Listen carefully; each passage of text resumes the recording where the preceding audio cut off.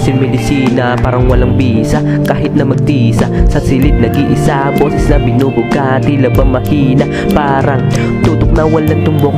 Hirap na nga na makakita pero tinatatagan, kahit na bulsa ko ay laging walang laman. Kaya madalas inaasa na lang sa dala-dala. Kundi kalibre 25 nagmula sa 200 hanggang 5. Nabuhay ang diktador na Bulakenyo, hindi nagpa-apekto, tinatagang palalo kahit na malayo ang narating.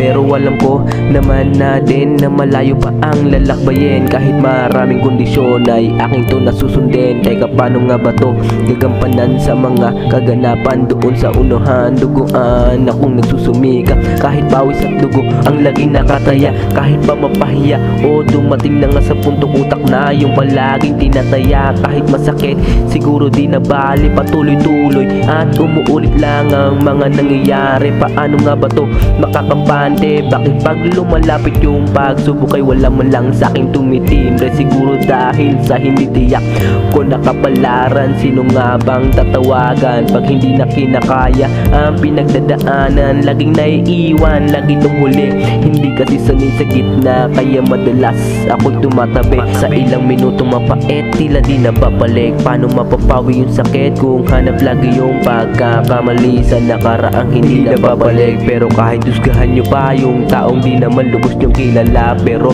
pasensya na kung ang nag-iisang pwede lamang umusga sa aking kanta ay ako lamang at wala nang ang iba para maiba at makita na din nila na si medisina lang ang gumawa nito mula nung umpisa hanggang dito, diba? Kahit nakakaiba yung minsan mong dinama mo, bago pa yung sakit at pait ng ating nakaraan. Di nahihindian yung mga bagay na dati ko nang nasa ngayunan, pero sa hinaharap pwede ko pa nahusayan. Di na mabibilang yung pagkakamali sa nakaraang may dating hapde, di na babalikan kasi meron ng panibagong parte. Kaya kung isa ka sa naniniwala, tara sa akin tumabi, tara sa akin tumabi, tara sa akin tumabi, tara sa akin tumabi.